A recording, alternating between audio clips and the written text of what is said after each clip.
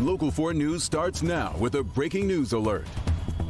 And that breaking news comes from East Point, where 3 people are hospitalized after a shooting. Let's get right to the scene. Pamela Osborne live here as police are investigating at 2 separate scenes, we understand, Pam. Yeah, and we are on Dijon Avenue right now. First of all, I want to tell you this is in the middle of a neighborhood, and if you look past that yellow tape there, you're going to see where police are investigating right now. There are more than a dozen evidence markers scattered all throughout this street. Now, we just spoke with a neighbor who popped out of his house and said he heard anywhere from 8 to 10 shots, but as you can see, many more evidence markers than that out there marking where those bullet casings are right now. We've learned 3 people were shot, but this is just one scene, as you mentioned. A couple of streets over, we want to show you this video from Kelly Road right near Stevens. We saw a car that had come to a stop on top of the grass. There were bullet holes in the driver's side of that door. We've been trying to get more information from police here on the scene. We will continue to work to do that, but we're still trying to figure out how these 2 scenes relate to each other, and of course more about those people who were injured in the shooting, how they're doing at this hour as well. For now, reporting live in East Point, I'm Pamela Osborne, Local 4. Yeah, all right, Pamela, thanks. New tonight at 11, a massive new upscale convention hotel is coming to Detroit. A $400 million development slated for the old Joe Louis site along the riverfront. Mara McDonald is live there tonight. Mara, it will sit next to the brand new Water Square high-rise. Kimberly, that's right, and it is a true convention hotel because when you look at the documentation that's been provided to City Council, it says it's going to have a walkway directly taking it from here all the way over to Huntington Place. Huntington Place. That documentation shows what's ready to break ground soon. It's a massive new hotel, 25 stories, 600 rooms, 5 podium floors, a ground floor restaurant and lobby bar, a spa, and 50,000 square feet of meeting space. Now, the Community Benefits Ordinance, which will be in front of Council this Thursday, details what's being offered to the community, including thousands of dollars in scholarship funds and a pledge to get 30% of the hard costs of the project from Detroit businesses, as well as offer Detroiters first dibs on jobs. Back here live, clear that this is a huge project, but one thing that is not listed in the documentation that's been given over to the city is what brand of hotel is this going to be? Well, sources tell us it is an upscale international brand, something along the lines of, say, a Park Hyatt or a JW Marriott, maybe even a Ritz-Carlton, but definitely something in that tier. And I mean, Devin, Kimberly, we have heard this again and again, that one of the reasons Detroit doesn't attract huge conventions to, say, Huntington Place is because we simply don't have the hotel room capacity that would be needed. A 600-room hotel on this site, that's a game changer. We're live downtown tonight. I'm Mara McDonald, Local 4. Indeed. Okay, Mara, thank you.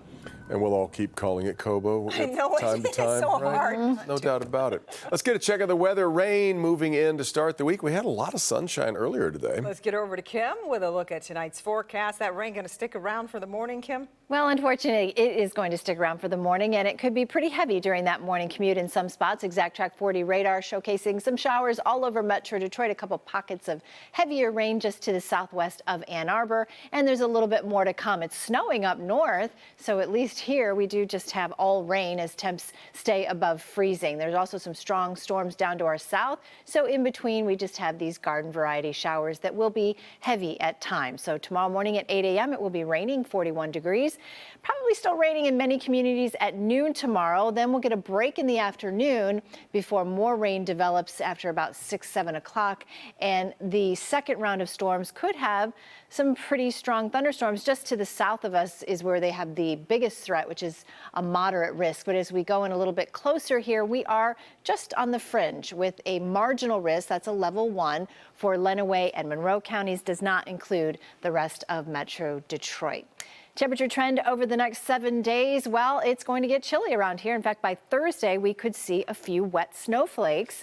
And then we'll have the opening day forecast coming up, and we'll talk more about the weekend weather, which looks at this point really nice. And we'll also check in on the forecast for the eclipse. Lots to talk about coming up. Okay, Kim, thank you. Former Lions cornerback Cam Sutton faces misdemeanor charges after turning himself in on a domestic violence warrant.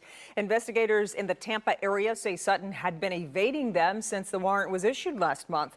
Sutton is accused of domestic battery by strangulation after police responded to a call in Florida on March 7th. The former Lion was actually in Allen Park when the warrant was announced. The Lions cut him from the team the next day. The woman in the case is recovering. Madison Heights police say someone is pretending to be one of them. They say the impersonator has spoofed the Madison Heights Police Department's main phone number, but the callback number left on voicemail is unrelated to the department. The impersonator has threatened police action against the victims of this scam.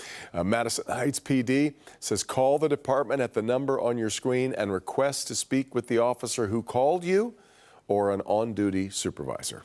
Michigan is no longer the only state in the union with a ban on paid surrogacy. Governor Gretchen Whitmer signed a series of bills today lifting that ban and expanding options for people wanting to have children but can't through natural means.